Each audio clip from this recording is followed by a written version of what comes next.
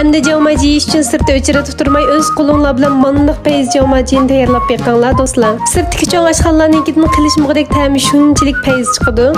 Aldı bilan to'xuni 20 minut atrofida qaynatib bo'lgandan keyin so'ng piyoz, zanjivil, samsoq, kavachin hamda dapanji loz silib, bir qo'shiq tuz silib etib, yana 1 soat atrofida qaynatib pishirib olamiz.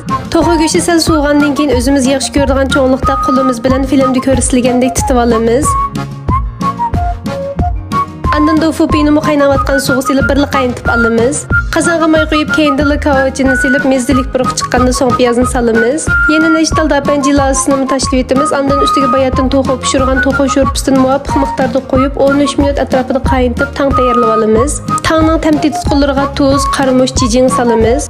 Do'stlar ko'rib mushakapsizlar qo'shmaganlar qo'shib elinglar har kuni yangilik mazmunlar bor. Qo'llash bek oz bo'lib qelyapti do'stlar, eldan elga nap ekan. Men sizlar uchun har kun izinib yaxshi mazmunlarni tayyorlashga tirishyapman. Sizlarning ajrim uchun bir tal yurakni besib qo'ygan bo'lsanglar, go'shtning ustiga pishib bo'lgan tofu bi azroq piyoz, ko'k qizilmish solamiz hamda qaynab tayyor bo'lgan tangni qo'yib aralashtirib bo'lgandan keyin 2 tal ko'k piyoz silib etib iste'mol qilsak bo'ladi. Shuning bilan ta'mi kep ketmagidek jawmaji pishdi do'stlar. Bugungi mazmunni yoqtirgan bo'lsanglar, inkas rayoniga jiy qaqsiz gullaringlarni avatib qo'ygan bo'lsanglar, qo'llig'ingizga rahmat.